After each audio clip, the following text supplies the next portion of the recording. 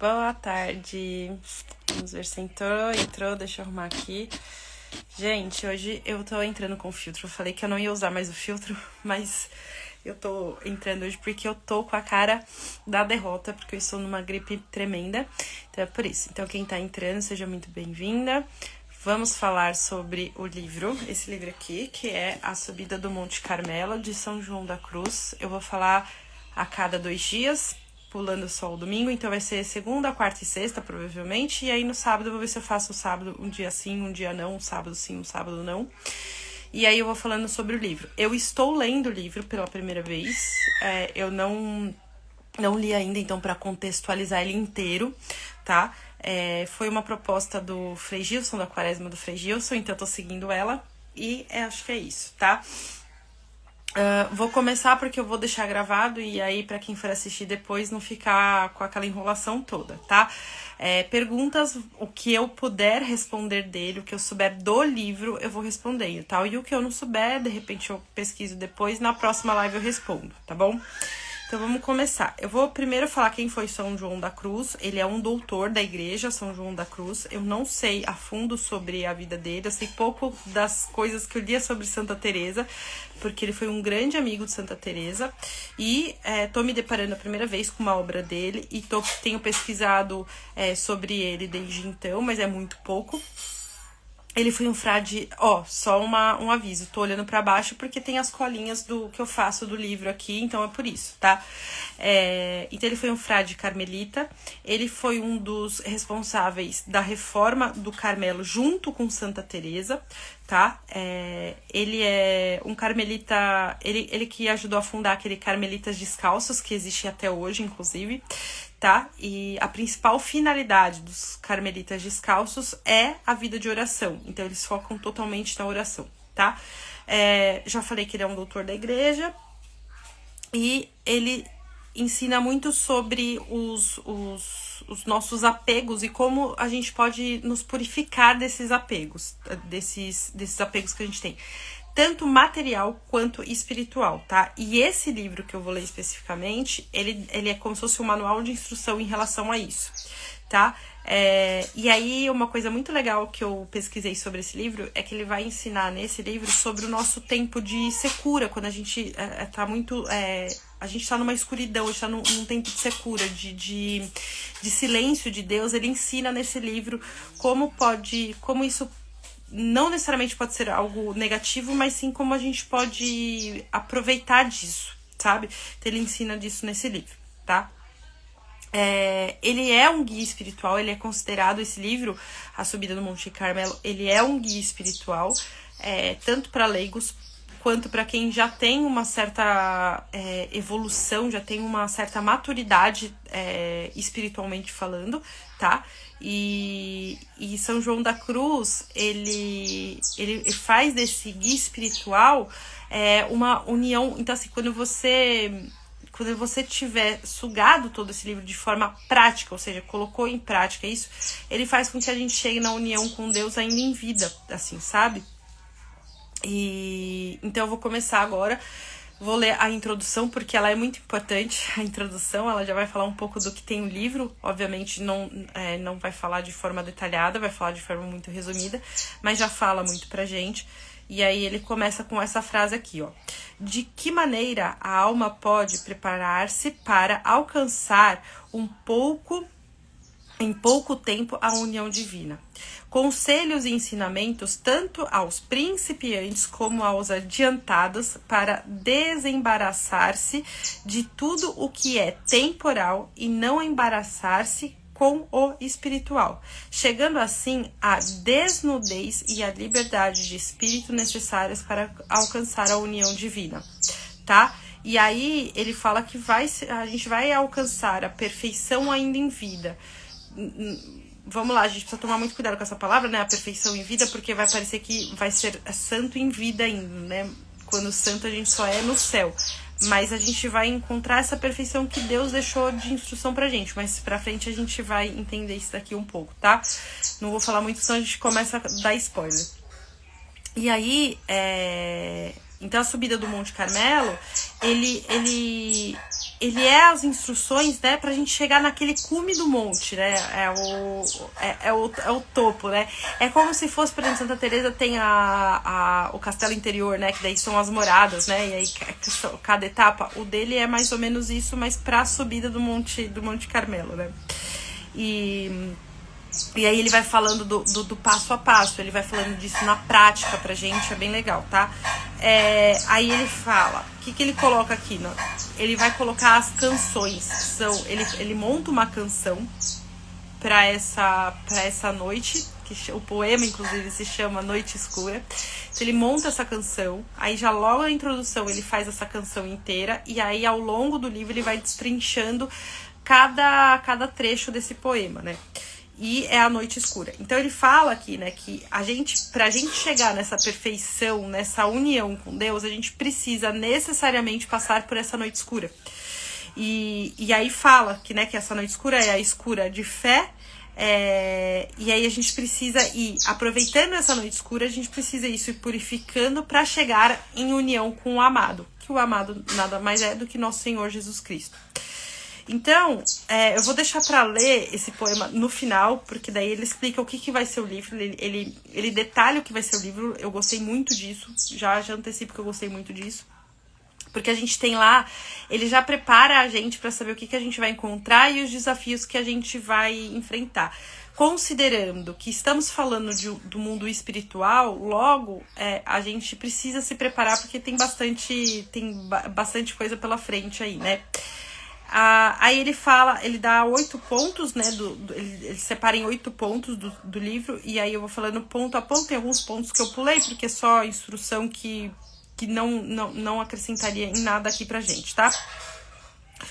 Então, o primeiro é que ele explica, né, e ele dá a entender pra gente que essa noite que a gente atravessa, né, essa noite escura que a gente atravessa, ela é pra chegar na luz divina. Então, ele não fala aqui, isso daqui é um adendo meu, uma observação minha, mas nada do que principalmente agora que a gente tá na quaresma, que é a mesma coisa que nosso Senhor Jesus Cristo, a mesma coisa não, vamos lá, eu preciso rever essa, porque a gente nunca vai passar pela mesma coisa que Deus passou, né, mas eu quero que vocês entendam que é parecido ao que Deus passou na cruz. Então ele começa, Nosso Senhor, quando passa os 40 dias no deserto, por exemplo, que ele é tentado no deserto e ele consegue passar por essa tentação. Depois também, quando a gente reza, por exemplo, o terço, né, e aí tem os mistérios dolorosos, a gente começa logo no início, quando ele, pela aflição, né, lá no monte. Então ele passa por várias etapas até que ele depois da morte, ele chega à luz. Então a gente passa a mesma coisa nessa noite escura, a gente vai passar por algo semelhante, não a mesma coisa que Deus, mas a gente passa por algo semelhante. Então a gente precisa dessa cruz, a gente precisa dessa dor, a gente precisa dessa aflição para entender o que nós somos, quais são as nossas misérias e o que a gente precisa melhorar para chegar à união com Deus. Então ele fala disso logo no primeiro ponto, né? E aí, o que ele fala, que é muito legal, né? Que ele fala assim, né? Ele não tem conhecimento pleno da ciência, ele não tem conhecimento pleno da experiência, porque por mais que a gente viva 100 anos, a gente nunca vai ter experiência suficiente para saber o que fazer, né? A gente não vai ter isso. Mas aí ele coloca aqui que o que ele vai buscar durante o livro, né? Ele vai buscar a sabedoria da Bíblia. Ele vai buscar essa sabedoria que ela é plena, né? Porque ela vem do Espírito Santo, é uma sabedoria plena. Então ele vai fazendo esse paralelo com a sabedoria da Bíblia para ajudar a nos conduzir melhor com essa luta, porque ele até fala que cada um tem uma luta, né? Cada uma tem uma experiência. Então ele usa disso para poder guiar a gente nesse livro, né? E até ele fala que já que quem fala nela na Bíblia é o Espírito Santo, né? E então é dessa forma que a gente, para quem não tem experiência, vai buscar a sabedoria. E é o que ele usa aqui, inclusive, tá? E aí, ele fala um negócio muito legal aqui, obviamente, me deu 55 tapas na cara, e espero que dê também em vocês, quando vocês leem esse livro, porque ele fala que é uma lástima as almas que Deus chama diariamente de várias as maneiras. Então, assim, ele fala que Deus, ele vai chamando, né? Ele dá o talento para cada um de nós, ele dá o dom para cada um de nós, e a gente desperdiça isso, sabendo ou não sabendo o que fazer. Então, ele fala assim: você sabe que Deus te deu esse talento, que Deus deu esse dom, que Deus está te chamando para conversão, Deus está lá falando com você em diversas situações, seja por uma dor, seja por uma doença, seja por uma pessoa que fala de você, uma pessoa que você ama muito e que ama muito você e fala em duras penas, ou uma pessoa que você não gosta, não suporta, mas fala mesmo assim de você. E ao invés de você pegar aquilo, você pegar isso e transformar isso, porque Deus está te chamando a essa conversão, Deus está te chamando a usar esse talento, Deus está te chamando a usar esse dom, a se orientar na vida. O que a gente faz? A gente vai e joga fora por preguiça, ou talvez até porque não sabe usar aquilo que Deus tá falando com a gente, né? A gente às vezes realmente faz assim, a gente vai numa homilia, por exemplo, da missa, aí a gente vai lá e o padre fala um monte de coisa e fala assim: nossa, é verdade, esse livro mesmo, ai, é verdade, nossa, ele tá certo, mas a gente sai de lá e a gente não sabe usar, às vezes não é nem só, tipo assim, eu não quero usar. Não é nem só isso, a gente não sabe também como usar, a gente não sabe como melhorar, qual é o caminho. Então ele fala que aqui ele vai ensinar a gente a saber usar tudo isso. Ele vai ensinar a gente a perceber quando a gente tá errado, quando a gente não tá errado. Quando alguém fala mal da gente ou usa de duras penas pra nos repreender. Mas a gente vai saber usar isso, né? E aí então ele fala disso, né? Que ele vai ensinar. E ele fala da lástima que é a gente ter essa resistência nessa caminhada, tá? Aí, continuando, ele fala que com a ajuda de Deus e os ensinamentos e os conselhos aqui dentro, a gente vai conseguir começar a progredir com isso, né? A gente vai começar a saber fazer um movimento correto com essas armas que a gente recebe diariamente de Deus, com essas armas que a gente recebe através de um livro, através de um amigo que fala alguma coisa pra gente, né? Um amigo que repreende, o nosso marido que nos repreende, e a gente vai aprendendo, a gente vai saber o que fazer e como fazer, né? Nesse livro. Como eu disse lá no começo, é um guia pra gente, né? Aí, logo depois, ele fala, ele deixa muito claro, mas muito claro mesmo, que a gente vai ter, assim, a gente vai passar por essa noite de tormenta com esse livro, porque vai fazer com que a gente se encontre, né?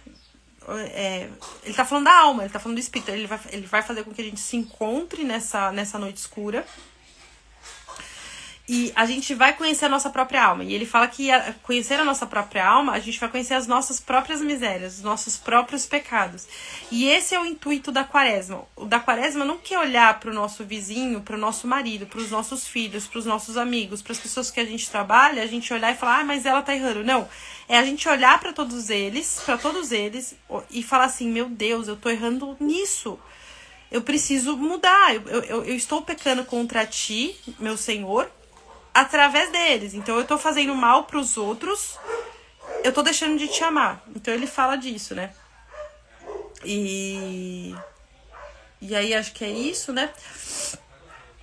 E ele fala que vai ser muito custoso isso pra gente. Ele alerta e ele fala: continua mesmo assim, não para.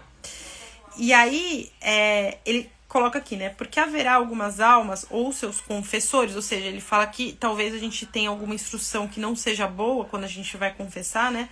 Que poderão pensar que Deus a está conduzindo por um caminho na noite escura de purificação espiritual, quando, na verdade, trata-se apenas de algumas imperfeições, ou seja, ele vai ensinar isso. Então a gente acha que a gente tá abalando, né? Que a gente tá lá, nossa, tô conhecendo, tô sabendo, tô me purificando aqui, quando na verdade não, nada mais é do que um defeito nosso. Então ele vai mostrar isso pra gente, ele vai conduzir isso, pra saber se a gente tá se purificando de fato, ou se é só vaidade nossa. E aí, ele até fala, ele fala assim: então eu vou mostrar pra vocês que tem aquelas almas que acham que não rezam nunca, não estão em oração nunca, mas na verdade estão em oração constante o dia inteiro. Como também tem gente que acha que tá em oração o dia inteiro pra tudo na vida, quando na verdade não tá fazendo absolutamente nada, tá só perdendo tempo. mesmo lá diante do altar, rezando, e não estão fazendo nada. Só estão enganando a si mesmo e tentando enganar a Deus, né? Que Deus não se engana, mas a pessoa, tô falando da pessoa, né? E aí o leitor, ele fala, né, que pra gente não se surpreender dos ensinamentos que ele passa, que vai parecer um pouco obscuro no começo, mas que logo trata-se só da nossa própria noite escura, que a nossa alma já está lá e que logo vai encontrar Deus, que vai encontrar então a união com Deus, né? E aí ele fala que é logo isso nas primeiras páginas. Então é isso que é a introdução do livro. Eu gostei muito disso, porque acho que é o primeiro livro que eu pego assim, que já desmascara o livro em si, né? Tipo assim, não passa o conteúdo, mas desmascara o livro em si. E aí agora eu vou falar da canção, eu vou ler pra vocês a canção, que é um poema, né? É um poema através da canção. Então eu vou ler. Em uma noite, quando eu falar ela, vocês lembrem que ele tá falando da alma, tá? Em uma noite escura, em ânsias e de amores inflamada, ditosa aventura. Sai sem ser notada, estando minha casa sossegada. No escuro e muito segura pela secreta escada, disfarçada, ditosa aventura. No escuro, qual cilada, estando minha casa sossegada. Na noite afortunada, em segredo, pois que ninguém me via, eu mesma vendo nada, sem outra luz e guia, senão a que o meu coração ardia. Só ela me guiava, segura como a luz do meio-dia, lá onde me esperava, quem tão bem conhecia, nesse lugar onde ninguém havia. Noite que guiaste, noite mais amável que a alvorada. Olha que legal, ele ama essa noite, e é pra gente amar, né? Noite que juntaste, amado com amada, amada com seu amado transformada. Ou seja, né, a amada alma, né, encontra o seu amado, que é nosso Senhor, e aí se transforma. Em meio peito florido, que inteiro só para ele se guardava, quedou-se adormecido, e eu o acariciava. E eis que o leque de cedros perfumava. Da a meia a brisa amena, enquanto em seus cabelos espargia com as suas mãos serenas. Meu colo feria, e todos meus sentidos suspendia. Quedei-me e ouvidei-me. O rosto reclinei sobre o amado. Tudo cessou. Deixei-me, deixando meu cuidado em meio às açucenas descuidado. E aí agora, óbvio, ele vai destrinchar, ele vai explicar mais. Tem coisa aqui que eu não sei, como eu disse, né? Que eu vou destrinchar junto com vocês, eu tô lendo. E eu vou deixar aqui nos comentários o livro. A minha edição é da minha biblioteca católica. Então, eles abriram uma loja, dá pra quem não assinante comprar, que essa daqui é uma edição muito bonita, inclusive. Eu não sei se todas as edições têm a mesma quantidade de páginas. Quem está fazendo quaresmas de Frei Gilson provavelmente recebeu esse livro. Eu achei a leitura dele muito legal. Eu gostei da parte que eu li, assim, eu achei uma leitura fluida. Não é uma leitura fácil, mas é uma leitura fluida. Dá pra entender, dá pra qualquer pessoa entender e gostar do livro. E é isso, então a cada 2 dias eu vou fazer. Sexta-feira eu tô aqui de volta e aí eu vou ler, serão normalmente umas 20 páginas por vez ou 2 capítulos, vai depender daqui do livro. E é isso, tá? Ele tem acho que a parte 1 e a parte 2, se eu não me engano, deixa eu até olhar aqui. Livro primeiro, tá vendo, ó? E eles vão ter várias partes. Como ele mesmo disse, né, deve ser a parte... Deve ser as partes em que ele fala como que é e depois ele explica na prática, ele ensina na prática como que a gente vai ter que fazer. E é isso, tá?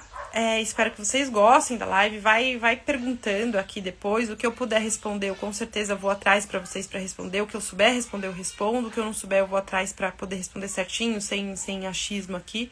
Pra gente ler esse livro de forma bem prática e a gente conseguir sair transformada dessa quaresma junto com esse livro. Eu acho que esse livro veio muito a calhar, pelo menos pra mim, nessa quaresma, porque o intuito é sair transformada disso. tá? Pra quem participou, muito obrigada. A live tem que ser curta pra vocês poderem assistir depois de novo, tá bom? Obrigada e bom dia, ótima quarta-feira de cinza pra vocês. Não esqueçam que hoje é missa e jejum de carne.